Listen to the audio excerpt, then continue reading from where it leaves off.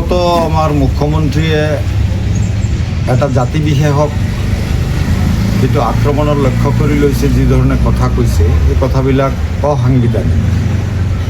আমি মূলতঃ আজি মুখ্যমন্ত্ৰীৰ যিটো বক্তব্য আৰু তেওঁৰ যিটো ষ্টেণ্ড, এটা ষ্টেটৰ সাংবিধানিক মুৰব্বী এজনে যি ধৰণে কথা বতৰাবিলাক কৈ আছে, এটা ভৱিষ্যত এটা বেয়া দিনৰ ইংগিত আমি দেখা পাইছোঁ।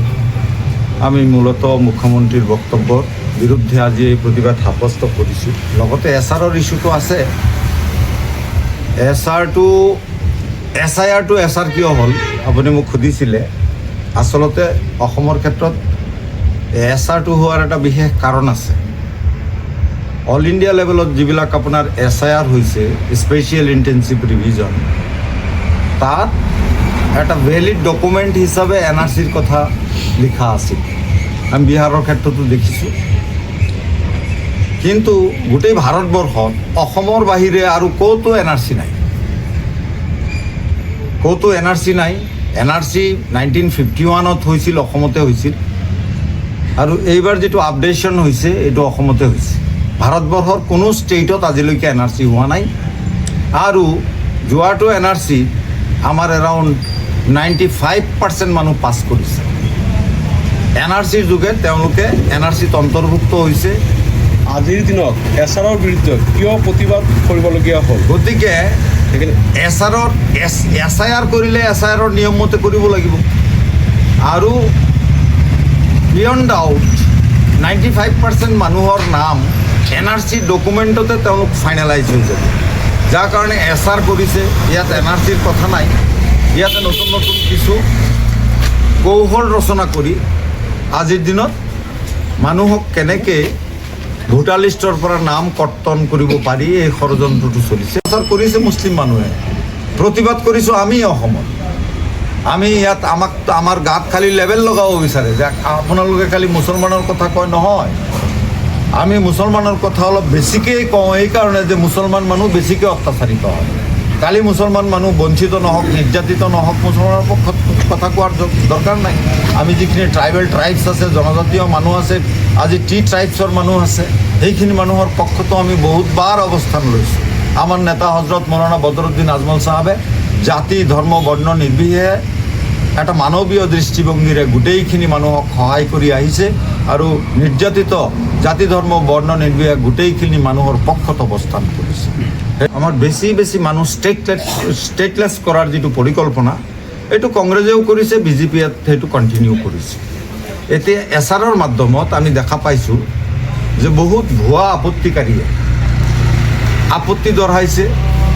এজন মানুহে তাত এটা নৰ্মছ আছে, এটা SOP আছে, ষ্টেণ্ডাৰ্ড অপাৰেটিং প্ৰচিডিউৰ আছে এছআৰৰ, য'ত এজন মানুহে 10জনতকৈ বেছি মানুহৰ ওপৰত অভিযোগ আনিব নোৱাৰে এটা দিনত। আমি দেখা পাইছোঁ আপত্তিকাৰীসকলে এজন মানুহে 300, 400, 500 মানুহৰ নামত অভিযোগ আনিছে, যিটো এছআৰৰ নিয়ম বহিৰ্ভূত। আৰু বহুত ক্ষেত্ৰত আপত্তিকাৰীয়ে নিজে কৈছে মই আপত্তি কৰা নাই, মোৰ নামটো কোনোবাই ব্যৱহাৰ কৰিছে। আৰু মানে কুৱেশ্যন মাৰ্কটো তাত আহিল।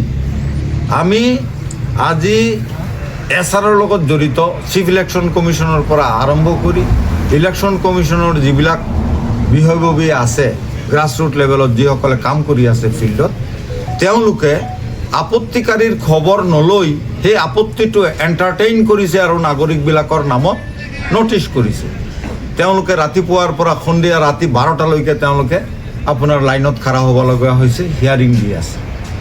যিখিনি মানুহ যোৱা NRCত 100% মানুহৰ নাম অন্তৰ্ভুক্ত হৈছে, যিখিনি মানুহ আজি সন্দেহৰ ঊৰ্ধত, তেওঁলোকক জবৰদস্তি সন্দেহৰ আওতাত আনি তেওঁলোকক হাৰাশাস্তি কৰা হৈছে। শাৰীৰিক হাৰাশাস্তি হৈছে, মানসিক হৈছে, আৰ্থিক হৈছে।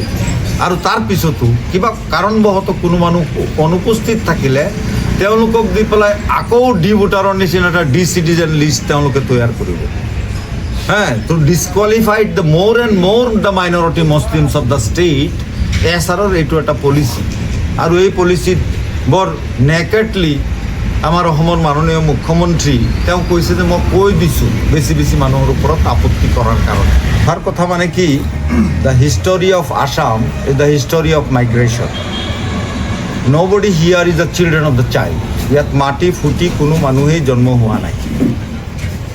আমাৰ অসমৰ যিটো আজি সভ্যতা, এইটো আজি বিভিন্ন ৰাষ্ট্ৰৰ পৰা বিভিন্ন সময়ত আগে পিছে মানুহখিনি মাইগ্ৰেশ্যন হৈ পেলাই এটা গ্ৰেটাৰ ছ'চিয়েল ইভলিউশ্যনৰ মাধ্যমত আজি অসমীয়া সমাজ গঠন হৈছে।